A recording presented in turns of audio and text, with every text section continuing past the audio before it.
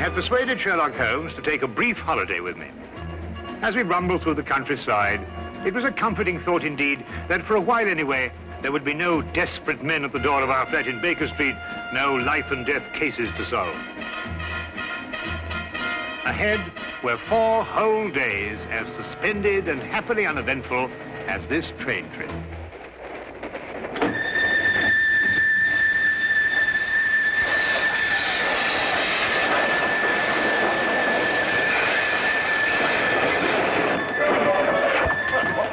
Hello, let's look. Hear anything? Not a thing. Well, I hope we haven't heard anything. We must be doing 30 miles an hour. Oh, we're doing more than that, I think, Watson. I thought you were asleep, Holmes. Well, not really. I was thinking about that Parkinson axe murder. You know, that unfortunate business in South Africa. And I was wondering... what? You are on holiday. Oh, yes. Yes, of course. Quite right, Watson. Quite right. Mr. Holmes? Yes, I'm Mr. Holmes. I thought I recognized your name on the reserved passenger list. Thought you might be able to help us. We seem to have had a sort of an accident. An accident or an incident? Well, I suppose you could call it an incident. But one of our passengers has disappeared. Disappeared? A boy. He was traveling with this young lady here. Paul is his name. Paul Windmaster. You must find him. I've heard you can do things like that, Mr. Holmes. Will you help me? There. I'm his governess. I should never have taken my eyes off him for a minute. But I looked in on him after he went to bed and was fool enough to imagine that everything was all right. Do you think he might have been kidnapped? Oh, no, I'm sure Paul ran away. How will I ever be able to face his father? I think you'd better sit down, Miss... Kendall. Lydia Kendall. Miss Kendall, and tell us everything from the beginning. I'm sure we can be of help. Sit down. Thank you. Tell me, Miss Kendall, what happened that made the boy run away? Mr. Holmes, have you ever heard of Paul's father, Lance Windmaster? Oh, yes, Ripsaw Windmaster, the Canadian timber king. The papers call him that. As rough and strong a man as the trees he cuts down. Paul, not having a mother since the age of 2, has grown to be like him in many ways. Independent, wild. Believe me, I've had a full-time job. I can imagine. Mr. Windmaster never disciplined him. Was actually proud of Paul's spirit. Until one day, rather suddenly, it struck him that he was bringing the boy up improperly. You asked me what caused the boy to run away. It was just that. And yesterday, when I went out to fetch Paul, I began to see the first signs of what was about to happen.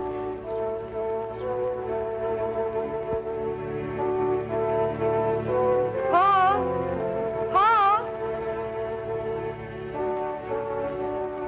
Paul, you'll have to come home now and get dressed. We're all packed and ready to go. Yes, Miss Kendall. Hurry now, we can't miss the train.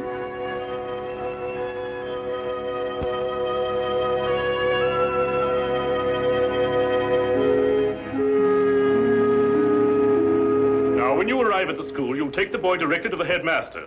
He's received a full letter of instructions from me, and... Oh, there you are, Paul. Your Uncle Cecil's just arrived to say goodbye to you.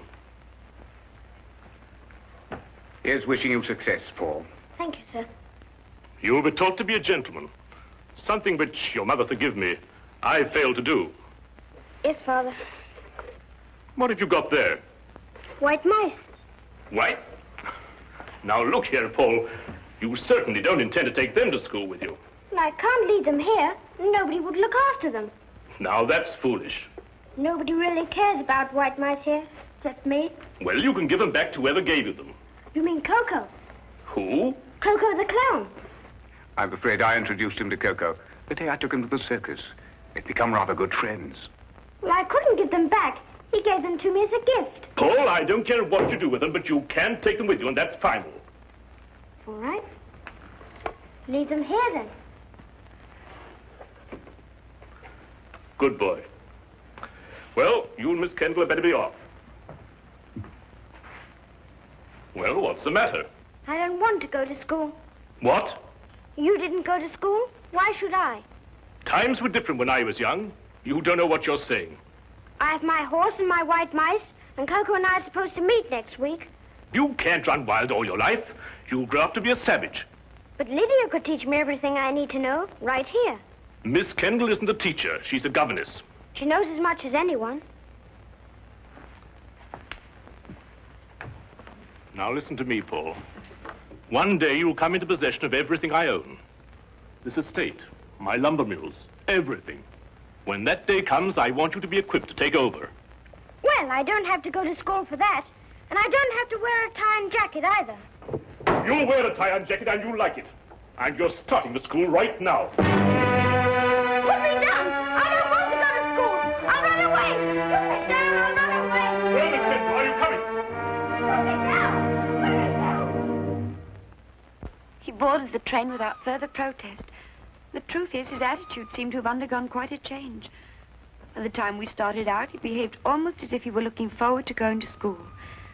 But of course, the whole thing was a ruse to put me off my guard. You said before you saw the boy after he went to bed. Now, what time was that? About 8. And what time did you find that he was missing? About an hour later, I heard a thud coming from his compartment and went to investigate. His door was locked from the inside, and I had to get the conductor here to open it for me. How he got out, I don't know, but he was gone. And of course you searched the whole train after that. Oh, every inch of it with the conductor here. I decided to stop the train when we couldn't find him. Oh, conductor, I believe there's a steep gradient just a few miles beyond Darcy. Yes, there is. Now, how slowly would the train be going at that time, do you think? Oh, about 5 miles an hour. Very slowly, sir. Well, in that case, I suggest that we borrow a cart from a farmer in the vicinity of Darcy and go back and search that area. Yes, sir. I'll take care of it immediately, sir. What was the number of the boy's compartment? 37. Well, Dr. Watson and I'll take a look at it. No, there's no need for you to come with us. I think you'd better stay here and rest. Now, you mustn't worry. Small boys make a habit of disappearing and reappearing.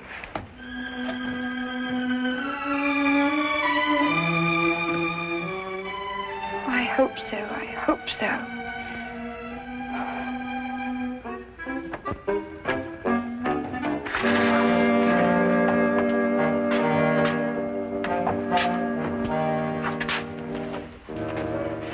Well, you certainly simplified the search and narrowed down the area to Darcy. Here, Watson, give me a hand with this window, will you? Yes, sir. All the same, this train window. Well, that was the thud Miss Kendall heard, the sound of the window being opened before the boy jumped out. By Jove, you're right. The question is, who helped the boy open the window? Well, it took 2 of us to do it. Exactly. Good heavens, Holmes, do you mean that he must have had an accomplice? Of course he must have. Yes, but who on earth would want to help a little boy to run away? Well, when we know that, Watson, we will have the answer to the problem of the boy who didn't want to go to school.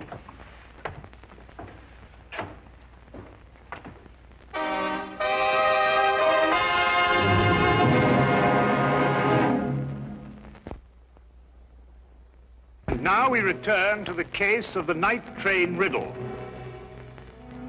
Taking Holmes' suggestion, we borrowed a cart and traced the rail line back to the upgrade near Darcy. We combed the area several times without uncovering a single clue. All of us were soon discouraged and ready to abandon the search. All of us, that is, except Holmes. We've been over this stretch 3 times already, Holmes. Yes, I know, but this is the only place where the boy could have jumped off. But we haven't got a shred of evidence, not a sight of anything, nothing at all. Look, what is it? A boy's cap. Miss Kendall, would you mind coming over here for a moment? Is that the boy's cap? Oh, yes, that's his. Then it has to be here. Look, over here. Here we are, Watson. The footprints of a small boy. Holmes, look, another set. Must be the boy's accomplice. Ah, good work, Watson. They end here.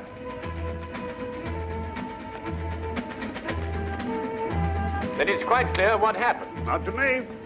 Well, they obviously boarded another train, a local, I imagine, traveling in the same direction as we were. We do pull alongside a local here, Mr. Holmes, the up train from Royal Minster. Well, how can they do that? Change trains in midstream, so to speak. Well, obviously, Watson, if both trains were traveling slowly enough. They do. It's possible, entirely possible, Mr. Holmes. Conductor, I think you'd better telegraph ahead and have them stop that train. Yes, sir. Do you think they'll find him, Mr. Holmes? Well, we are near enough to the truth, Miss Kendall, not to have to speculate anymore. We will soon know. We began a hasty return to the night express, aboard which we hoped to catch the local. Holmes insisted that time was of the utmost importance.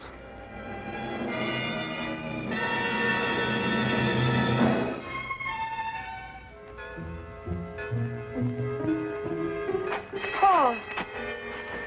Pardon? I'm sorry. I thought you were another boy.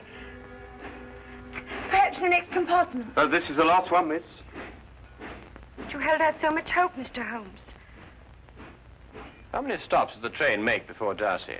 3, same as usual. Did you notice a boy get out at one of them? Not that I remember. There was a boy. I talked with him. He got off with his father at Manborough. Are you sure? Yes, there was that pair. Blimey, I clean forgot. What did the father look like? Medium-sized, grey hair, ordinary face. Wait, I noticed when I inspected his ticket there was something about his fingertips. They were red. Red? Yeah. I thought it was strange at the time. That's most observant of you, conductor. That proves it, Watson. Holmes, do you know who he is? Of course. Coco the Clown. Coco the Clown? He was the boy's friend. But more than that, there's the red fingertips. The significance of which completely escapes me. Rouge, Watson, the same kind of clown uses. He was evidently in a great hurry to catch the train. He didn't have time to remove it all. Oh, if you're only right, Mr. Holmes. And unless I miss my guess, we'll find them both in Manborough now.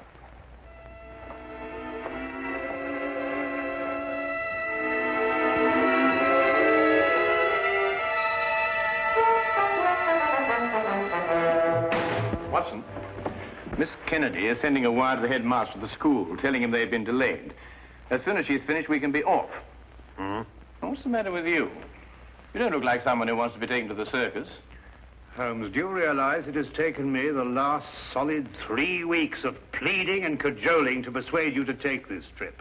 And now look where we end up, in Manborough. And don't you underestimate it. We can have a very exciting holiday here. Oh, holiday? We might as well have pitched a tent in Lestrade's office. I know, but we couldn't very well refuse to help them.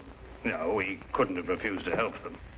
But when we eventually find whoever it is who's at the bottom of this thing, please remember one thing. He's my pigeon. Don't upset yourself, Watson. As soon as we can find the boy, we can continue on our journey. Oh, I'm glad you still consider that. Well, shall we be getting along? Oh, by the way, Watson, I didn't mention it to Miss Kennedy, but I believe there's some possibility the boy may be in danger. So I don't think we ought to lose too much time. Not a very convenient place to leave luggage. Holmes! You gotta wait a minute. We've left all our bags in the train. There's no time to worry about that now, Watson. Come along. But look, Holmes, we've got to get everything in them for our 4 days. All right, I'll find Miss Kendall and get a carriage, and we'll meet you in the street. Now, hurry up. Right.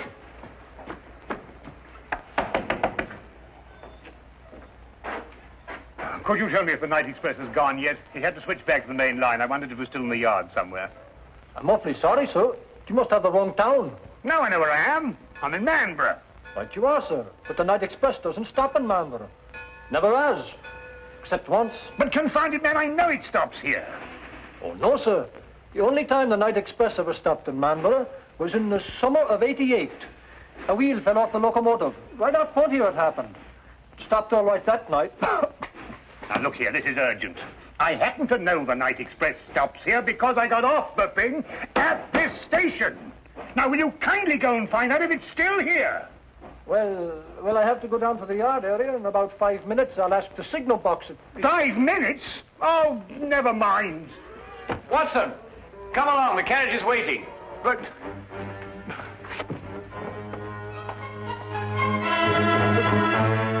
the luggage.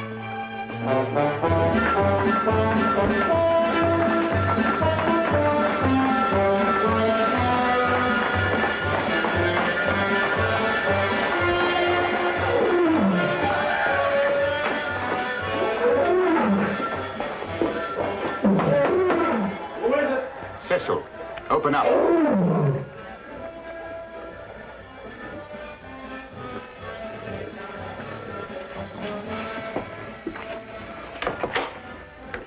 it work?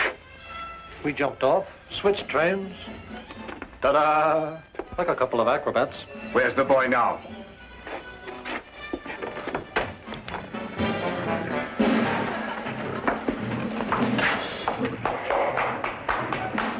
Exactly where I want him.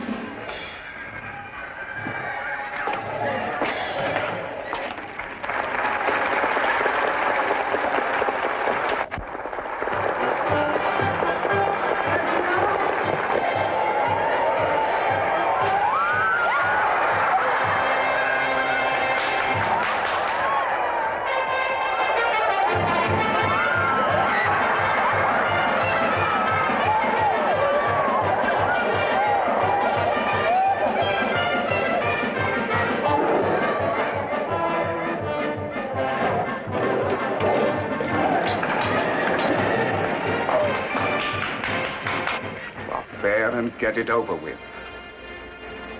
I was waiting for a down payment. How much? £100 should do it.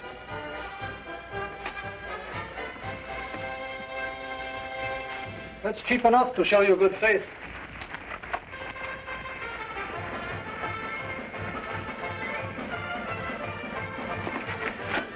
I'll expect the rest when I finished.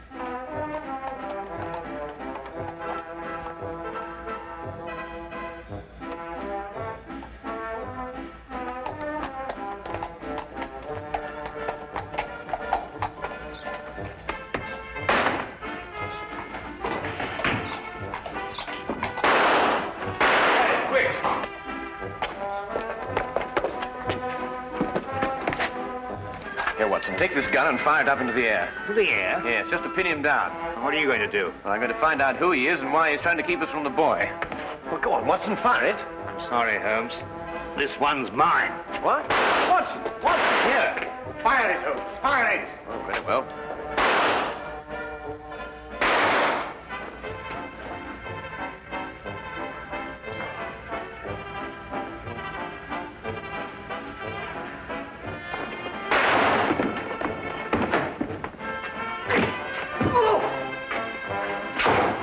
Come along, Miss Kendall.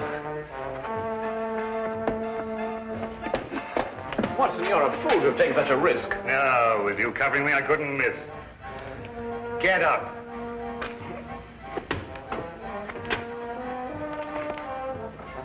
It's Mr. Windmaster's brother. Oh, Uncle Cecil. Yes, and the first in line to inherit the Windmaster fortune if anything had happened to the boy. That's right, you would be the heir. You may not think so at the moment, Mr. Windmaster, but you're very fortunate. If the boy had been killed, you would most certainly have been hanged. Hanged? Yes, hanged. Stop him. Stop who? Coco, he's about to kill the boy. Push him off the catwalk backstage.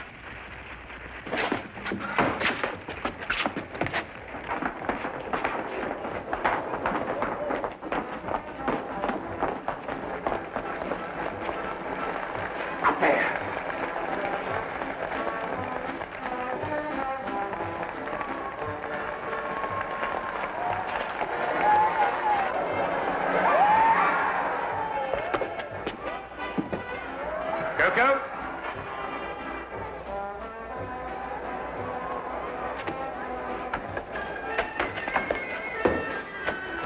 Don't come any closer. I'm coming down.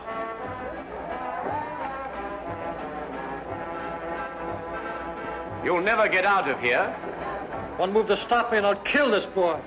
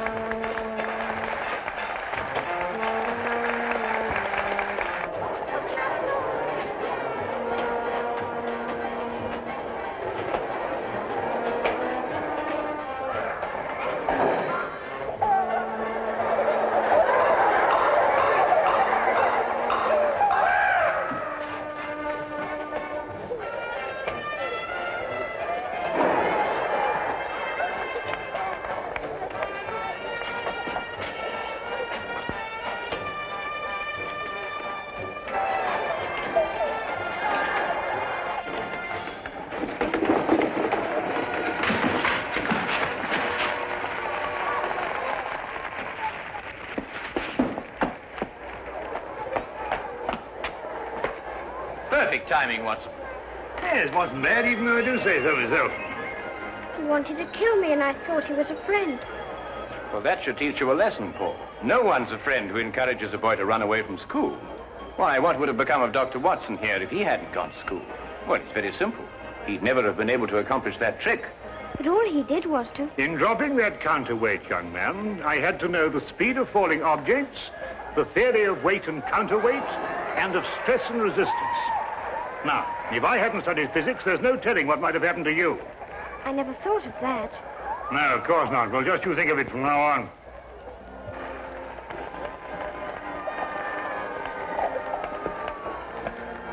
Watson, did you really have all that in mind when you pulled that rope?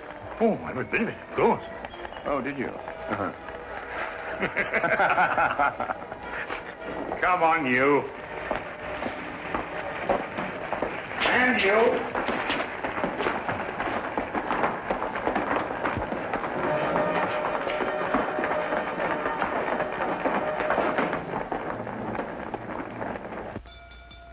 If you're looking for the time of the next London train, it will be along in 10 minutes. Huh? Oh, no. I was just wondering where our bags would be by this time. This train seems to be somewhat off schedule. I'd estimate that our clean shirts are about 30 miles north of Edinburgh at this moment. Oh, confound it, Holmes. Why dwell on that? Oh, don't take it so hard, old chap. We'll give it another try one of these days. Well, sir, it certainly was a shock to me. How? It's you again. You were right, sir. The express did stop in Manborough tonight. Can't understand it. The first time since the summer of '88. Fact is, it was running wild through here tonight, they tell me. Came roaring through on the local line first, and back through here to switch over to the main line again. Can't for the life of me figure what they were up to. Left a couple of bags on our platform. No hint of a reason. Just found them there. A couple of bags, did you say? Why, yes, sir. A suitcase-like. Don't know anything about them. One marked JW and the other SH. Suppose we'll have to keep them in the office for the 30 days required. My dear sir, if you'll just lead me to your office, I think I can relieve you of those suitcases within 30 seconds. My name is John Watson. Mine will be the one marked JW. Oh, you mean, I say, and this here gentleman is SH? Yes. This is my friend, Samuel Higgins. Ah, well, in that case, sir, if you'll come along to the office and identify the contents, I'd be glad to get them off my hands.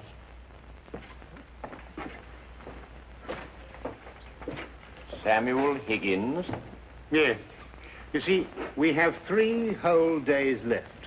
And I'm quite sure that nobody will want to interfere with the holiday of Samuel Higgins.